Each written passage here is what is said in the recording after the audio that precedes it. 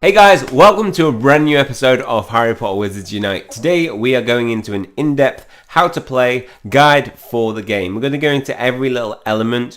Within some of them, there will be other videos that will be putting up guides that do more in-depth, deeper dive into the different things like all the foundables that you can find, information on fortresses and tips for that. But for this, we're going to be going through all the different aspects so you get a good understanding of the game. The Harry Potter Wizards Unite is an augmented reality game. So you can move around in the real world and it will affect your character, just like Pokemon Go.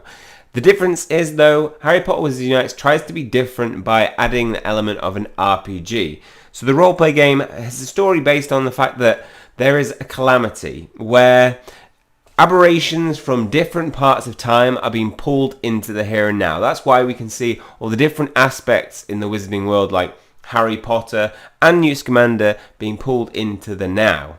These traces of magic are called Confounder Balls, and when you encounter them in the wild, you are able to interact with them and cast spells to deal with the Confounder Balls. So these are the things that tie it to our world. So for example, a demiguise might be tied to the world by the Confounder Ball might be a ball and chain, and you need to use a spell, Alohomora, and you cast that tracing magic and it will release the Confounder Ball and they will be returned back to their time.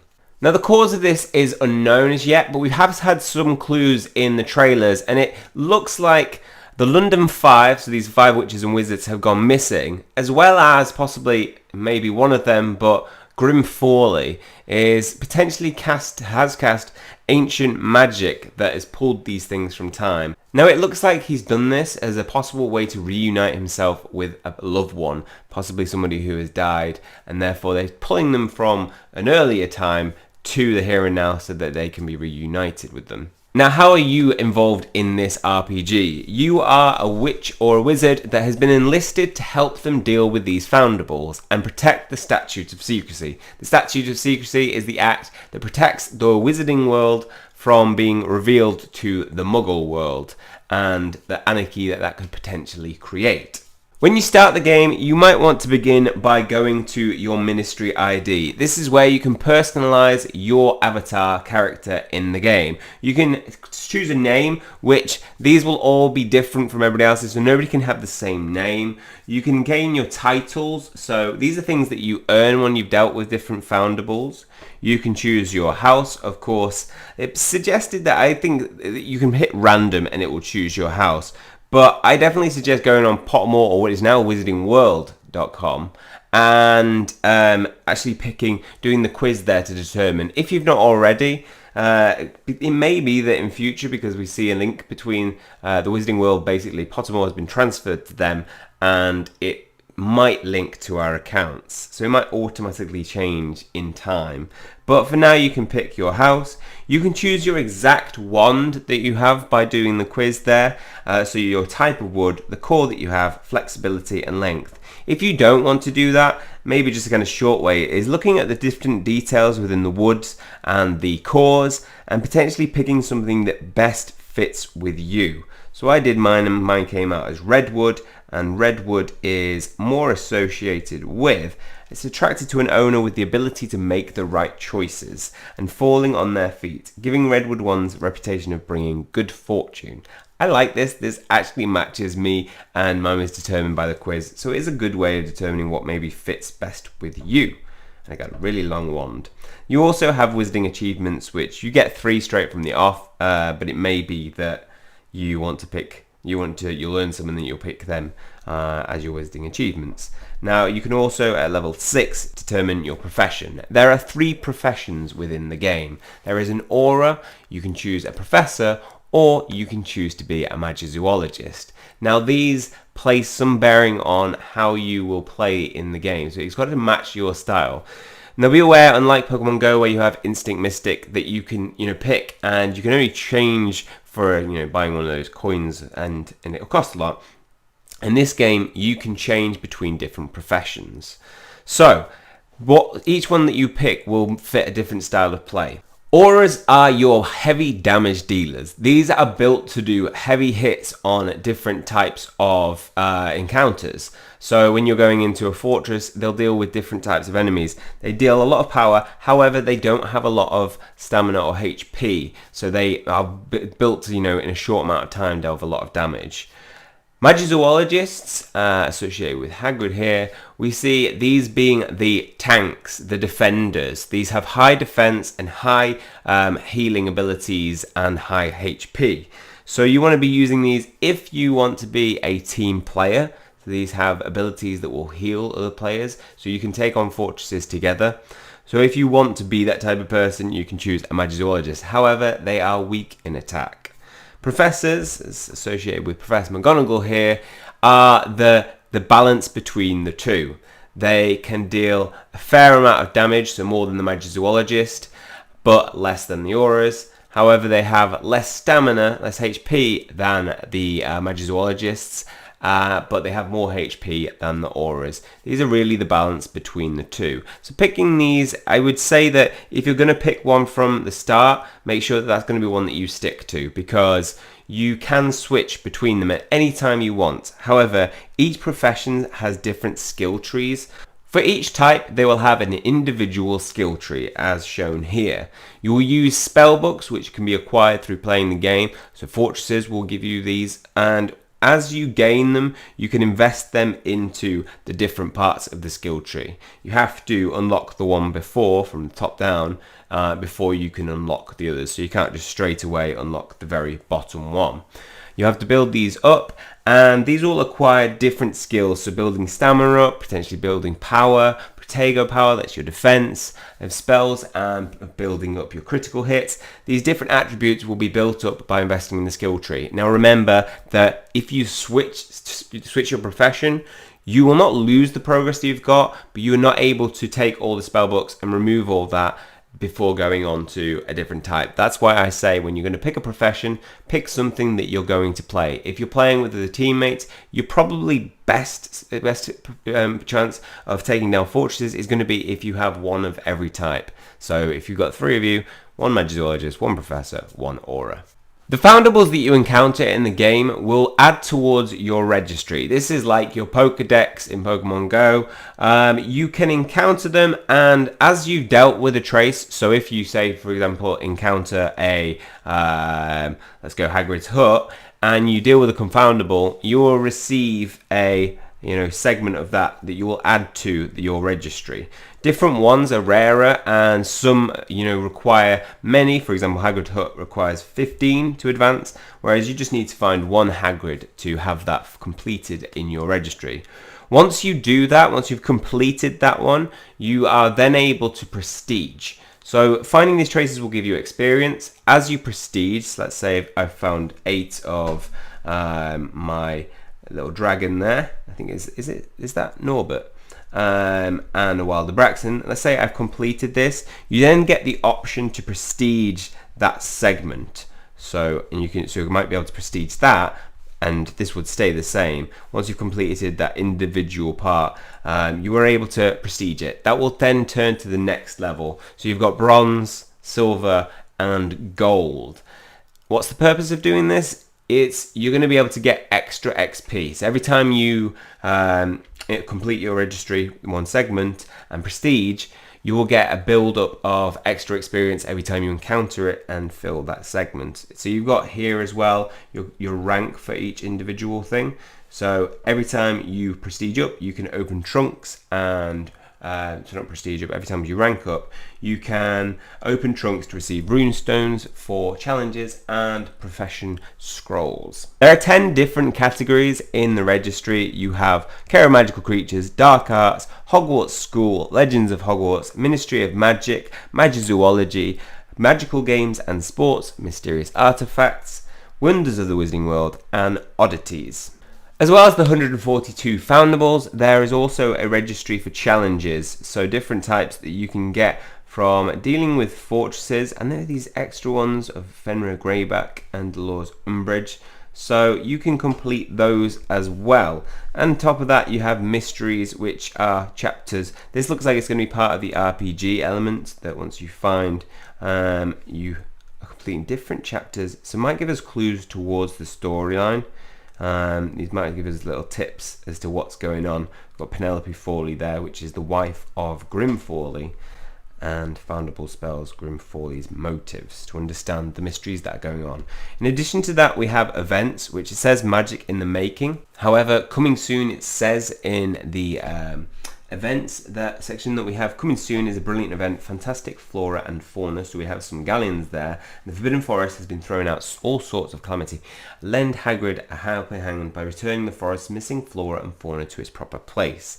And coming soon, more events are coming soon. So check back for regular new tasks and rewards. It looks like they're going to be having events just like in Pokemon Go that might give you special chances of catching certain types in the registry.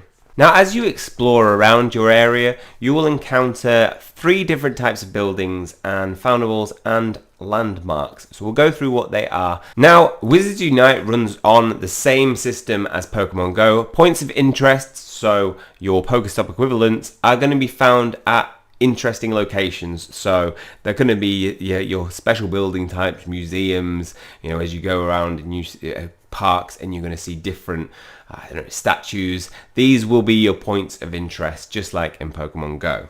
So we have different buildings, and the 3 types of buildings that you encounter are inns, greenhouses, and you will encounter fortresses. Fortresses are the buildings shown here in the bottom right. You can see a fortress. These are the equivalent of raids, which you can go into with yourself, or you can go with other people to take down mystical creatures like werewolves, dark wizards, acromantulas, and doing so by trading Rune Stones that you can encounter. You can buy from the store. You can find them in chests as you level up in your registry. These can be used to take down bosses, and you will get rewards of the different types. So the colours of the Rune Stones indicate what you'll get. They match your registry, so your magical games and sports, Magizoologist. These will give you rewards from those segments in the registry. In the top right, you can see your compass and also the weather. So weather will affect spawns in different weather types. Just like in Pokemon Go, you'll see more or less of different things. And time of day also affects it. So at a full moon, you're more likely to see werewolves, which is a nice little effect. In this page, we can see a landmark. So this is the flag that's attached to a long pole. These will indicate what kinds of encounters you will have in these different areas. So think of these like nests in Pokemon Go, where you're going to see more of a certain type. Here, they actually show you the nests and the type that they have.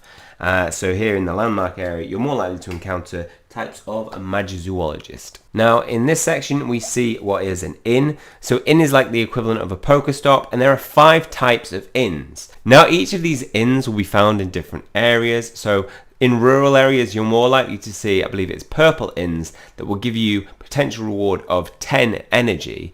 Whereas in places like cities and other mixed areas, you're going to see different types of inns that might give less rewards, which is nice. That might create that balance between cities and rural areas to make it a little bit more fair. Now, the bit where it says foundable squared out, that's actually a portmanteau. Portmanteaus are the equivalent of eggs in Pokemon Go.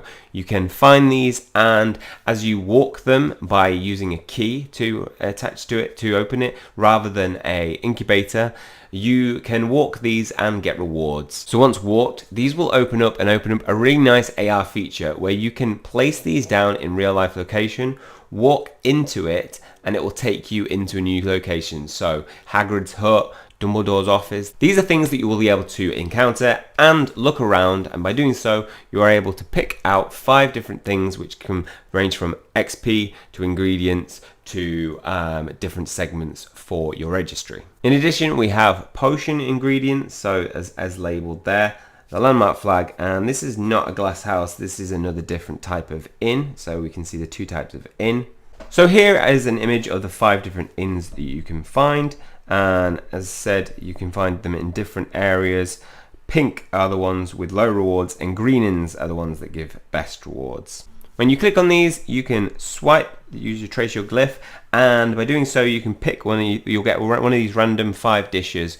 So the dishes are different in that they will provide you with different energy. The best type is your turkey dinner, which is a chicken dinner in some regions for some reason, and afternoon tea is a poor one that will give you one, to give you two. Tomato soup, only one.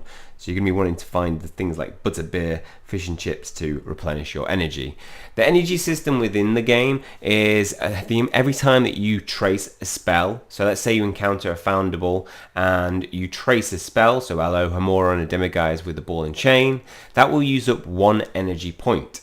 And if you fail and have to go again, you're going to use another energy point. So think of them like Pokeballs, that every time you trace an image is like you throwing a Pokeball and you lose it.